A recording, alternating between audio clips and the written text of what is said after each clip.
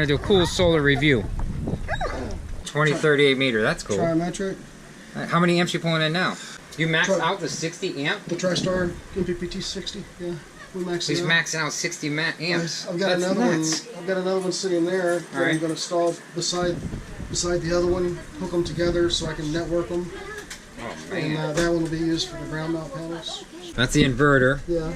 And, This is clean, huh? This is all the power going into the coach. Yeah. Now, you'll have more 50 amp right now because we're plugged in. So yeah, we got all those, and then that one gives you your line voltage, your amps that you're using. So it tells you how many amps are coming in when you're in shore power too. Right. And so with the generator, we can just set that to auto gen. And if we lose power here at the park, it'll kick the generator on to keep the ACs running. Oh wow, auto gen. You recommend Brian Boone doing more work, solar work? Absolutely. This is the inverter. Oh, this is the inverter charge controller. All that stuff. Okay, like a deja vu. So I'm taking this one out and putting the other MPPT 60. Oh, okay. And I'll network them together and run a line in for the computer. So you can do it. So this controller right here actually is just kind of paired on wire, so you can sit it outside and have another 300 amps. I mean 300 watts. 325 watts of ground mount panels. So you can do another 325 watts of ground mount panels as it put the panels on the ground. And this top controller right here runs his 960 on the roof. 960 watt panels on the roof. And he's got an on, he's got the cutoff switch here and here for the battery disconnect. But this is probably the one that came with it. Yeah. Yeah. Brian put those in. I have the same one in the truck, the semi. Yeah, that cuts the panels off to the charge controller. And so this is a Morningstar, TriStar, MPPT 60. I need to get one of these. I just got a little cheap 30 amper. The 960 watts on the roof is wired in 2 strings of 3. It's hitting that with 61 2 volts. Wow. It's got that maxed out in full sun at 60 amps. Where's your camera? Oh, I have it. Whoa! Here's some batteries, guys, for you. And then this is the battery bank we put in, replacing the one that came with it. Okay, so you have 6 Trojan T105s. Trojan T105s in here. This one moved a little bit, huh? Yeah, a little bit. They'll slide around a bit, but not much. So I put that bar up there to keep them from sliding. That's a nice bar, huh? So six Trojan golf cart batteries. They're RV golf cart batteries. We look at them. So you just pair them together. Boom, boom, boom. So you get 12 volts. 12 volts. Yeah. 675 amp hours of storage, okay. And then you have half of that usable. Usable. Okay, so if it's 600, you got 300 usable, basically. And I limit us to 300 amp hours. That TriStar 2038A meter counts amp hours in and out of this battery bank.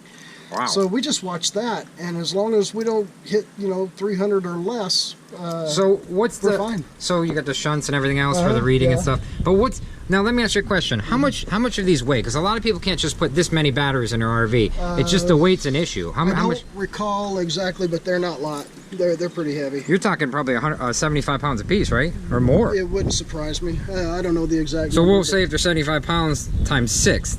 Yeah. And whatever the math is, I suck at math, but that's what the weight is, and this can hold it. Yeah. How many batteries are in here originally? 2? 4. Oh, so you had 4. Okay. They had so you 4 Napa Type 31 deep cycle marine batteries. Now they have the T105s, the Trojans. Do they have something bigger than this? I think they have the T25. Yeah, they have ones bigger than. But they're too tall, right? But the thing about the 105s. Yeah. That battery bank, including the core charges, they're cheap. About $800 for everything. Yeah, for the batteries, and yeah, you can't go wrong. It's just hard to beat that for the amount of power that you get out of them. Yeah, so it's the best bang for your buck, the T105s. Right. And on the 4 batteries that came with it, we could. It took the generator 2 hours to charge it. Then we got about 3.5 hours of power out of it before it kicked off and charged again. When we put this new battery bank in, well, now we can get 8 to 10 hours of power out of a 3-hour generator runtime. Oh, nice. So, now let me ask you a question. Do you have room on the other side to put 6 more if you had to? I probably could. Yeah, I can stick batteries. You could stick. Anywhere. I mean, this thing. It would hold the weight. We're not even close to maxing this out. All right, cool. Not even close. That's nothing for this thing. No. Think those will fit in a semi, no problem, in the back in a toolbox? Yes. Yes. Put like 3 rows of those things, right? Yeah. You could probably put a bunch of them back there. I think Brian Boone only runs about 10 of these batteries on his, and he's pumping in a lot of watts. So he has 160, 1, 2, 3, 4, 5, 6. He's got 6 160 watt panels, and they're on tilt brackets. And check out the junction boxes he uses. Those are really cool. Yeah, Brian put all that up there. Brian put all that up. That's really neat, Brian. Good job, Brian. 160 watt monocrystalline, right? No. Are they? Yeah. Yeah, monocrystalline. They are. No, they're the other ones. They may be poly, I don't They're know. poly.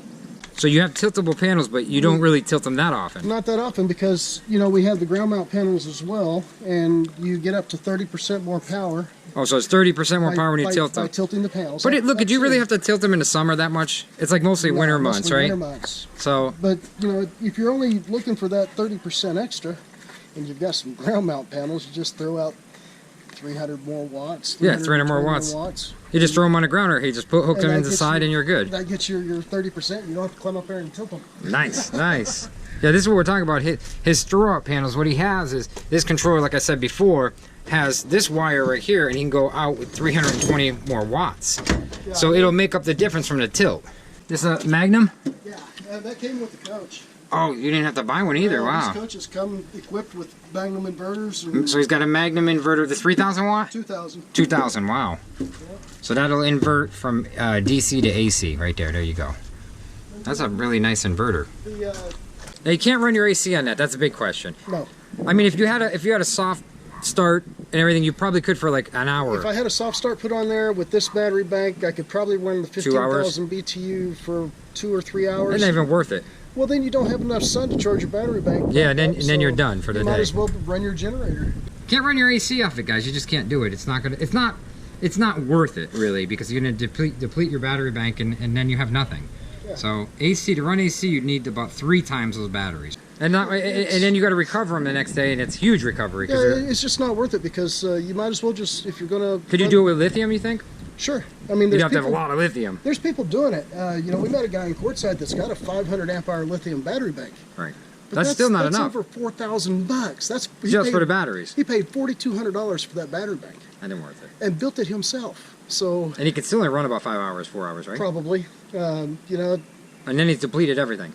Well, you can run those down to 80% state of charge, or 20% state of charge. So, but if you have 500 amp hours, and you run them down to 30%, that means you still only have like 400. Well, the 350. The front air conditioner in that old site seer we had, when the compressor would kick on, it would pull, well, on average, it would pull about 83 amp hours. 83. Okay, so with 300 amp hours usable, right, we would get 3.5 hours right out of it. But then you don't have enough sun to recharge the battery bank. You don't have enough power to last you all night. So in other words, it takes a crazy amount of batteries, a crazy amount of panels to run AC. You might as well just pay for a park at that point, right?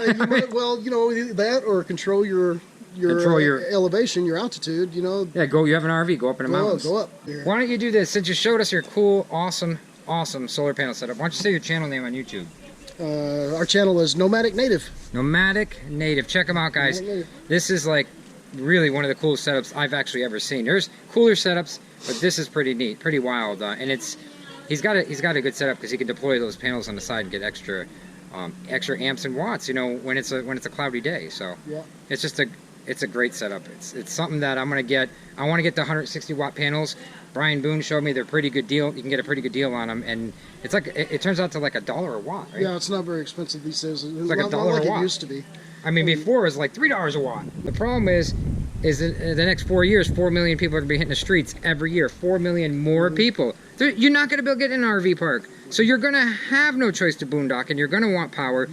Get the panels now, because panels, I think they're dropping in price, but they're not going to drop too much. They're kind of bottom line now. They bottomed out a little bit. Well, you know, not only that, but think about this. When we do a lot of traveling. We're on the road a lot.